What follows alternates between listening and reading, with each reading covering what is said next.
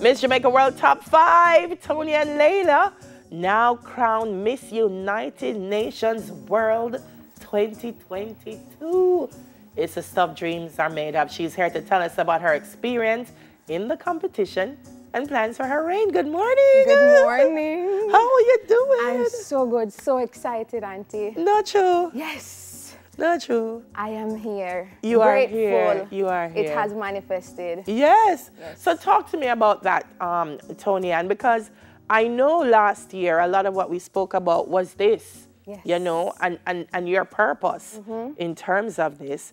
How did it unfold for you?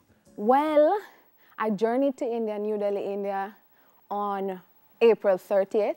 I competed May 2nd to 7th, and I was crowned Miss United Nations on May 7th. It was an amazing journey. I had the opportunity of visiting the Taj Mahal temple, the Bahia's house, experience the food, the culture. I got a henna tattoo as well, you know, which is a big part of their culture. It's really when you have a special occasion or a special event. And I'm just so grateful, you know, so now that I have this platform, you know, it's just continuing to do my work, continuing to make an impact in my community, in my country, and now I have the opportunity to do that globally. So not true, not true. Truly excited about all I am excited for you.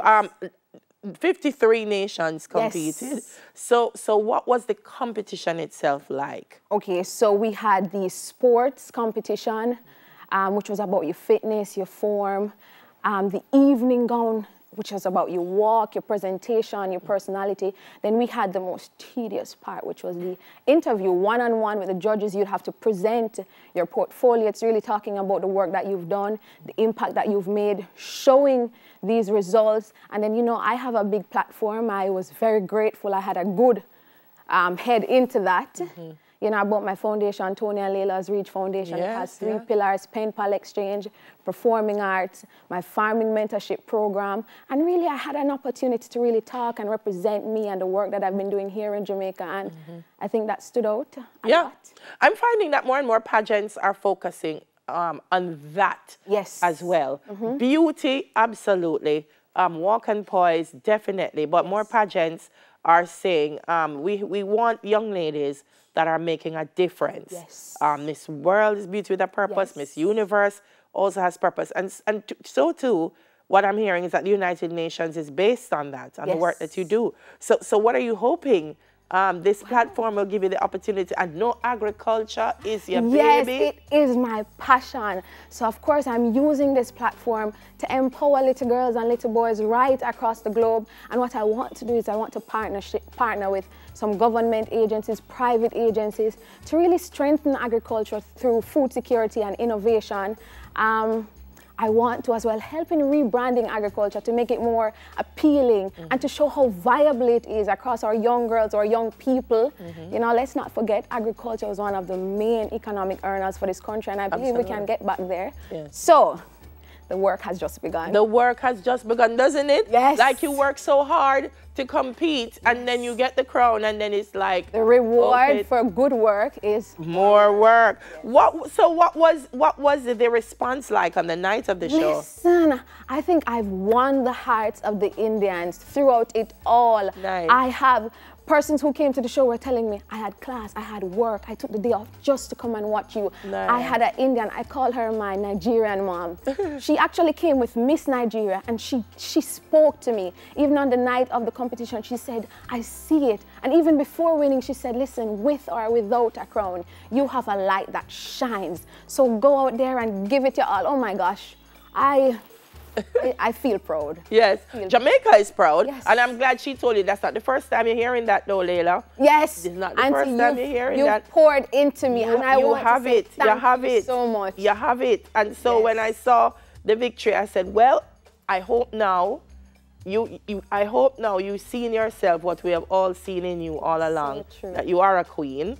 And we look forward to all that you'll be doing.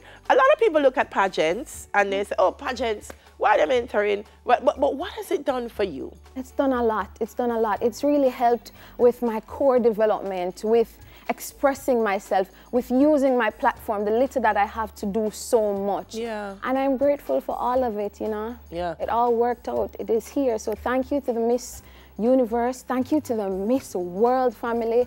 And I know, I just look forward to us journeying this entire thing together, you know? It's gonna happen. It's gonna happen. Yes. The Indian president is in Jamaica, by the way. So yes, you should have hitched a ride on his jet.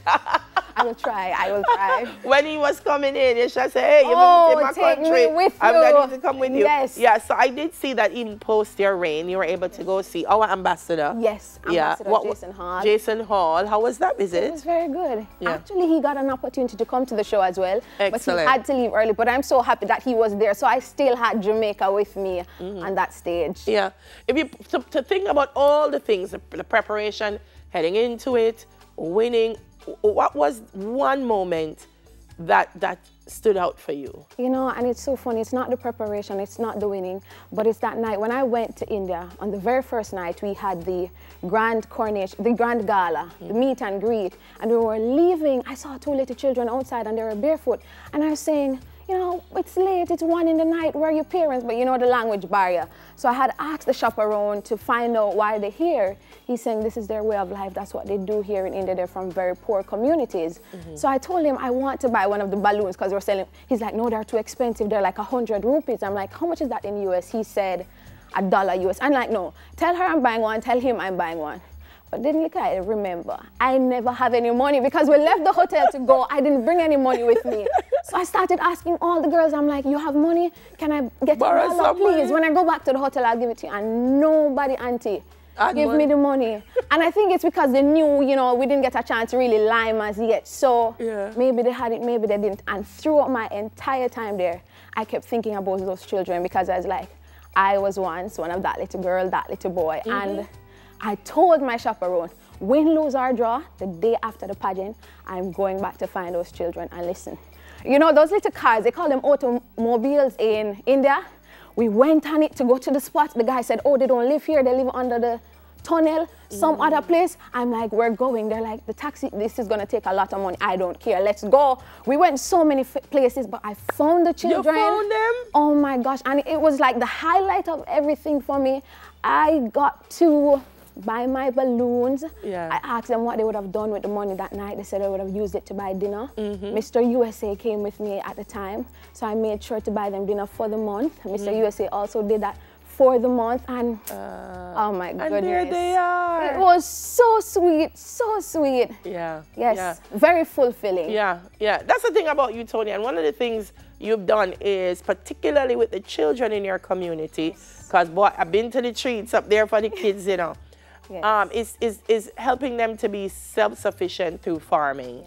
That's your passion, ain't working with children. It's teaching them, it's not giving them a bread, but teaching them how to earn that bread. You know, I have my farming mentorship program, and it's really teaching them a lifelong skill. Teaching them, and it's more than just teaching them agriculture, exciting them about it. It's teaching them about the viabilities of it, the entire business, the entire process, you know. So I'm excited about it, and I see them learning more than just farming. It's developing them, you know, and it's teaching them that bounce back mentality that they're going to need, because, you know, farming is not always promising. No, but I tell you what, this girl has a BFA, by the way. Yes, in drama. She's a graduate of the Edna College of the Visual and Performing Arts. And that tenacity here, she tell you she had to find the kids, would go to Coronation Market. Yes. Sleep, work, go to school, go back to Coronation Market until she got her degree. And drive our truck to market. Yeah. So I tell you, she's a real Jamaican gem. And I'm so happy that the rest of the world was able to witness that. Toni-Ann, proud of you, you know that. Thank you so much. You're going to let me cry? No, nobody will cry, Toni, please, and thanks. Okay. She'll go cry. Yes. Toni-Ann Lalor, Miss United Nations World. Believe that. After the break, we'll get a lesson in sign language. We'll soon come.